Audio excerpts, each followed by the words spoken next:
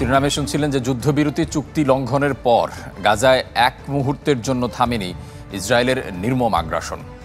একদিনে আরও ৬৫ ফিলিস্তিনিকে হত্যা করেছে জায়নবাদী সেনারা। চলমান পরিস্থিতিতে গাজাতে কার্যক্রম ছোট করে ফেলছে জাতিসংঘ, সরিয়ে নেওয়া হচ্ছে কর্মীদের। এদিকে লেবাননও থেমে নেই ইসরায়েলি আগ্রাসন। সিরিয়ার দেরাস শহরেও হামলা চালিয়ে ৫ জনকে হত্যা করেছে জায়নবাদীরা। রাতভর ফাইটার জেট আর হেলিকপ্টার থেকে ফেলা বোমার বিকট আওয়াজ। আধার কেটে ভোরের আলো ফুটলেও আতঙ্ক কাটে না ফিলিস্তিনিদের। বোমার আঘাতে ছিন্ন ভিন্ন দেহ মাটিতে মিলিয়ে যাওয়ার ভয় তাড়া করে সর্বক্ষণ। আর কত যুদ্ধ আর নৃশংসতা সহ্য করব আমরা? কবে মাথা তুলে দাঁড়াতে পারবো বর্বর আমেরিকা ও ইসরায়েলের বিরুদ্ধে? আমাদের বেঁচে থাকতে দাও, আমাদের অধিকার ফিরিয়ে দাও। নতুন করে যুদ্ধবিরতি চুক্তি লঙ্ঘনের পর গাজায় এক মুহূর্তের জন্য থামেনি ইসরায়েলের নির্লজ্জ আগ্রাসন। একদিনে আরও ৬৫ ফিলিস্তিনিকে হত্যা করেছে জায়নবাদী সেনারা। মৃত্যুপুরীতে পরিণত হয়েছে রাফা, খান ইউনিস ও বেইত লাহিয়া। মাতৃভূমির বিরুদ্ধে এই হত্যাযজ্ঞ অবিলম্বে বন্ধের হুঁশিয়ারি দিয়েছে হামাস।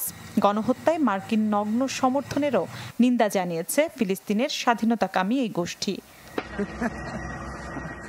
ইসরায়েলি বাহিনীর এই বর্বরতায় বিপাকে পড়েছে আন্তর্জাতিক প্রতিষ্ঠানের কর্মীরাও। এখনও খোঁজ মেলেনি রেড ক্রিসেন্ট সোসাইটির অন্তত ৯ কর্মীর। উপত্যকাটিতে কার্যক্রম গুটিয়ে নিচ্ছে জাতিসংঘ। গাজায় জাতিসংঘের উপস্থিতি কমাতে হচ্ছে, কর্মীদের সরিয়ে নিচ্ছি আমরা। এটা একটা কঠিন সিদ্ধান্ত, তবে গাজা থেকে জাতিসংঘ পুরোপুরি সরে যাচ্ছে না। আমরা আমাদের সহায়তা অব্যাহত রাখব।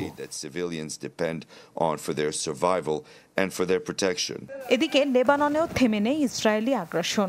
বিমান হামলায় হিজবুল্লাহর অ্যান্টি ট্যাঙ্ক ইউনিট কমান্ডারকে হত্যার দাবি তেল আবিবের। সিরিয়ার দেরাস শহরেও হামলা চালিয়েছে জায়নবাদীরা। এতে প্রাণ গেছে ৫ জনের। মিলা খন্দকার, চ্যানেল 24। গেল ২৪ ঘন্টায় বিশ্বব্যাপী ৫ সাংবাদিকের মৃত্যু দেখল বিশ্ব। উত্তর গাজার বেইত লাহিয়ার একটি গাড়িতে হামলা চালিয়ে হত্যা করা হয় আল জাজিরার তরুণ সাংবাদিক হোসাম শাবাতকে। খান ইউনিসে প্রাণ হারান প্যালেস্টাইন টুডের সাংবাদিক মোহাম্মদ মনসুর। বিশ্বের আরেক প্রান্তে ইউক্রেন রাশিয়া যুদ্ধেও ঝরে গণমাধ্যম কর্মীদের রক্ত।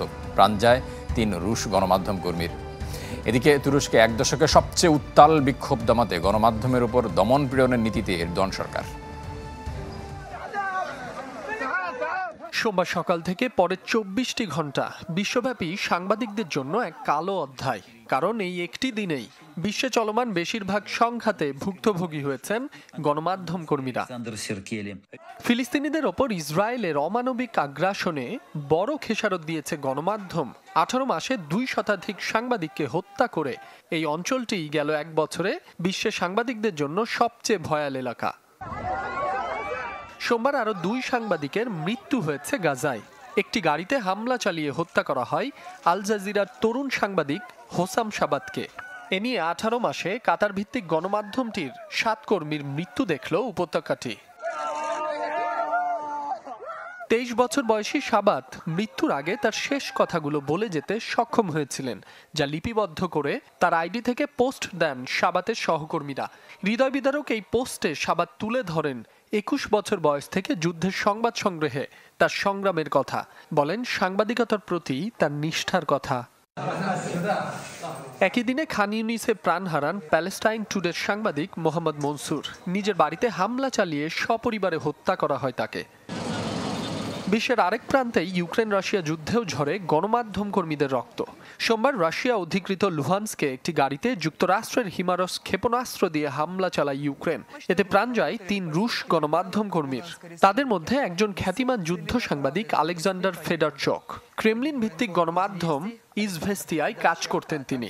তার সাথে সংবাদ সংগ্রহ করতে গিয়ে প্রাণ হারান রাষ্ট্রীয় টেলিভিশন চ্যানেল জভেজদার আলোকচিত্রী ও চালক। গুরুতর আহত হন আরেক সাংবাদিক নিকিতা গোল্ডিন। এদিকে তুরস্কে উত্তাল বিক্ষোভ দমাতে গণমাধ্যমের ওপর দমন পীড়নের নীতিতে এরদোয়ান সরকার। একদিনে বাসা থেকে তুলে নিয়ে ১০ সাংবাদিককে আটক করে পুলিশ। জোরপূর্বক বন্ধ করে দেয়া হয় সামাজিক মাধ্যমে সংবাদ ভিত্তিক ৭ শতাধিক আইডি ও portal. Masum Rabbi, channel 24। Islami bank PLC world news টুডেতে নিচ্ছে একটা বিরতির সাথে থাকুন।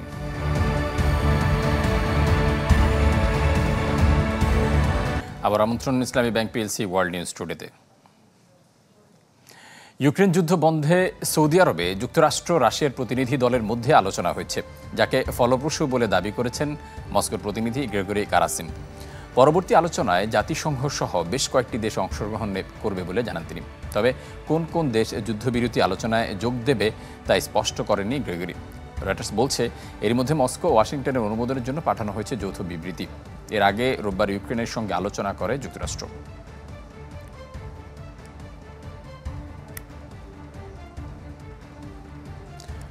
দর্শক, যুদ্ধবিরতি আলোচনার সবশেষ বিষয় জানাতে এই মুহূর্তে মস্কো থেকে আমাদের সাথে যুক্ত হচ্ছেন সহকর্মী তারেক মাহমুদ। আমরা যাচ্ছি তার কাছে। তারেক মাহমুদ, আপনার কাছ থেকে জানতে চাইবো যে আসলে এই যুদ্ধবিরতিতে মস্কোর আগ্রহ কতটুকু, পাশাপাশি মধ্যস্থতাকারী হিসেবে ওয়াশিংটনের কি লাভ বা কি ক্ষতি, তারা রাশিয়ার কাছ থেকে আসলে কি চায়? ধন্যবাদ আপনাকে। আমরা যেটা দেখছি লাস্ট দীর্ঘ 1 মাসের উপর সময় থেকে যুদ্ধবিরতির আলোচনা চলমান রয়েছে, কিন্তু সেটি আসলে বাস্তবায়নের এখনো কোনো পদক্ষেপ দেখা যায়নি। শুধু এর মধ্যে যেটি হয়েছে যে রাশিয়া এবং ইউক্রেনের পক্ষ থেকে যেটি একমত হয়েছে যে রাশিয়া যে পাওয়ার হাউস গুলো রয়েছে সেখানে হামলা থেকে বিরত থাকবে, যেটি গত 18 মার্চে কার্যকর রয়েছে। এর মধ্যে গত রবিবার যেটি আলোচনা হয়েছে সৌদি আরবিয়াতে 2 দেশের প্রতিনিধি দলের সাথে, সেখান থেকে খুব আর্লি একটা অ্যানাউন্সমেন্ট দেওয়া হয়েছে যে হোয়াইট হাউসের পক্ষ থেকে যে দুই পক্ষই কৃষ্ণ সাগরে যে বাণিজ্যিক জাহাজ চলাচলের উপর কোনো হামলা করবে না। তবে কিন্তু রাশিয়া সেটার পিছনে একটি শর্ত জুড়ে দিয়েছে। আজকে যে ক্রেমলিন থেকে যে বিবৃতি দেওয়া হয়েছে, এই মিটিং এর যে সারসংক্ষেপ তুলে ধরা হয়েছে, সেখানে যেটি বলছে তারা যে এই চুক্তি তখনই কার্যকর হবে যখন কিনা রাশিয়ার যে কৃষি এবং যে ওদের ফার্টিলাইজার যে এক্সপোর্ট রয়েছে সেটির উপর থেকে স্যাংশন তুলে নেওয়া হবে, এবং রাশিয়ার যে বাণিজ্যিক জাহাজগুলো চলাচলের উপর যে নিষেধাজ্ঞা রয়েছে সেটির উপর যদি স্যাংশন তুলে নেওয়া হয়, তারপর থেকেই কিন্তু শুধুমাত্র এটি কার্যকর হবে। এর আগ পর্যন্ত এটি কার্যকর হওয়ার সম্ভাবনা নেই। এবং যেটি রয়েছে আর যুদ্ধবিরতিতে মস্কোর যেটি আগ্রহ, কিন্তু শুরু থেকে তারা বলছে তারা যুদ্ধবিরতিতে প্রস্তুত রয়েছে, কিন্তু এখানে যেটি রাশিয়ার পক্ষ থেকে অনড় অবস্থানে রয়েছে যে রাশিয়ার যে শর্তগুলো রয়েছে সেই শর্তগুলো সম্পূর্ণ আসলে বাস্তবায়ন হওয়া ছাড়া যুদ্ধবিরতি কার্যকরের সম্ভাবনা আসলে খুব একটা দেখা যাচ্ছে না। কারণ রাশিয়াকে যেটি হুমকি দেওয়া হয়েছে যে রাশিয়ার উপর আরো স্যাংশন আসতে পারে, কিন্তু রাশিয়ার মধ্যে হয়তো আপনি জেনে থাকবেন ইতিমধ্যে 30,000-এরও বেশি স্যাংশন রয়েছে বিভিন্ন সেক্টরে, যেটি আসলে রাশিয়া তাদের ইকোনমি শুরুতে যে ধাক্কার মুখে ছিল সেটি তারা কাটিয়ে উঠেছে। তো এই স্যাংশনের বিষয়টি রাশিয়া আসলে খুব একটি আমলে নিচ্ছে না। নতুন করে আসলে এমন কোনো বড় সেক্টর নেই যেখানে তারা নতুন করে স্যাংশন আসতে পারে। সবগুলো বড় সেক্টর অলরেডি ইতিমধ্যে স্যাংশনের আওতায় রয়েছে। তো রাশিয়া নেগোশিয়েট করছে তাদের যে যুদ্ধবিরতির যে শর্তগুলো রয়েছে সেগুলোর সাথে সাথে রাশিয়ার উপর যে স্যাংশন রয়েছে সেটি যদি তুলে নেওয়া হয়, সেক্ষেত্রে শুধু যুদ্ধবিরতি আমরা দেখতে পাবো কার্যকর হতে পারে। এবং যে দিমিত্রি পেসকভ যিনি রয়েছেন রাশিয়ার ক্রেমলিনের মুখপাত্র, তিনি আজকে বলেছেন যে এই আলোচনাটি আরো সময় সাপেক্ষ বিষয়, তাদের আলোচনা চলছে এবং অনেক কিছু বিষয় রয়েছে সেটি তিনি পাবলিকলি বলতে অনাগ্রহ প্রকাশ করেছেন। আর ইউএস এর যে বিষয়টা, যেটি মার্কিন প্রেসিডেন্ট ডোনাল্ড ট্রাম্পের যে একটি নির্বাচনী প্রতিশ্রুতি ছিল যে তুমি 24 ঘন্টার মধ্যে যুদ্ধটি বন্ধ করবেন, এবং অলমোস্ট প্রত্যেকটা বিবৃতিতে আমরা দেখি তিনি বলে থাকেন যে তিনি থাকলে যুদ্ধটা হতো না। তো এখন তিনি যুদ্ধ বন্ধের রয়েছে। এটি আসলে রাশিয়ার মার্কিন যুক্তরাষ্ট্র যেটি চাচ্ছেন ইউক্রেনের উপর তারা একটি সক্রিয় নিয়ন্ত্রণ চাচ্ছে। ইউক্রেনের যে খনিজ সম্পদ রয়েছে, ইউক্রেনের বিদ্যুৎ কেন্দ্রগুলো রয়েছে, তার উপর একটা নিয়ন্ত্রণ চাচ্ছে যুদ্ধবিরতি আলোচনার মাধ্যমে। এবং বিগত মার্কিন প্রেসিডেন্ট জো বাইডেনের যে আর্থিক সহায়তা দিয়েছে তার প্রতিদান চাচ্ছেন। এটি হচ্ছে তাদের স্বার্থ রয়েছে। তা আরো একটি বিষয় যেটা রয়েছে যে ভূ রাজনীতিতে যে আমেরিকার যে আধিপত্য সেটি আসলে স্থাপনের একটি প্রক্রিয়া রয়েছে। এখানে ডোনাল্ড ট্রাম্প যদি যুদ্ধটি বন্ধ করতে পারেন, তিনি হয়তো আবারও প্রমাণ করতে পারবেন যে ভূ রাজনীতিতে মার্কিন হস্তক্ষেপ খুব কার্যকর, যেটি আসলে অনেক ক্ষেত্রেই দেখা যাচ্ছে যে মার্কিন যুক্তরাষ্ট্রের প্রভাবটি একটু কমে আসছে। সেটি পুনরুদ্ধারের একটি চেষ্টার স্বার্থ রয়েছে মার্কিন সরকারের পক্ষ থেকে। তবে ইতিমধ্যে এখন পর্যন্ত অনেকগুলো আলোচনা হয়েছে। গত যে আলোচনাটি হয়েছে জেদ্দা, সেটি তিন পক্ষের মধ্যে মার্কিন যুক্তরাষ্ট্র, ইউক্রেন এবং রাশিয়ার প্রতিনিধি দলের সাথে 12 ঘন্টার উপর আলোচনাটি হয়েছে। কিন্তু সেখান থেকে আসলে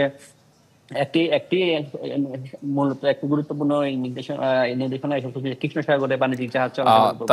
তারেক, আপনাকে অসংখ্য ধন্যবাদ আমাদের সাথে সময় দেওয়ার জন্য। দর্শক, রাশিয়া ইউক্রেন যুদ্ধ বন্ধে যুদ্ধবিরতির যে আলোচনা ছিল সেটি নিয়ে জানাচ্ছিলেন আমাদের সহকর্মী তারেক মাহমুদ। যাচ্ছি পরবর্তী প্রসঙ্গে। অন্তর্বর্তী সরকারের প্রধান উপদেষ্টা ডক্টর ইউনূসের বিরুদ্ধে সামরিক অভ্যুত্থানের প্রস্তুতি নিচ্ছে সেনাবাহিনী। এর জন্য অনুষ্ঠিত হয়েছে জরুরি বৈঠক। আজ ভারতীয় সংবাদ মাধ্যম ইন্ডিয়া টুডেতে প্রকাশিত এমন সংবাদকে মিথ্যা, বানোয়াট ও সম্পূর্ণ ভিত্তিহীন বলে বিবৃতি দিয়েছে বাংলাদেশ সেনাবাহিনী। আন্তঃবাহিনী জনসংযোগ পরিদপ্তর আইএসপিআর এক বিবৃতিতে বলে, এর আগেও গেল 11 মার্চ দ্য ইকোনমিক টাইমস ও ইন্ডিয়ান টুডে সেনাবাহিনীতে অভ্যুত্থানের সম্ভাবনা ও চেইন অব কমান্ড ভাঙার প্রতিবেদন প্রকাশ করা হয়, যা মিথ্যা ও পরিকল্পিত বলে প্রতিক্রিয়া জানায় আইএসপিআর। আজকেও ইন্ডিয়া টুডে এমন সংবাদকে সম্পূর্ণরূপে সাংবাদিকতার নীতি নৈতিকতা বিরোধী বলে মন্তব্য করেছে আইএসপিআর।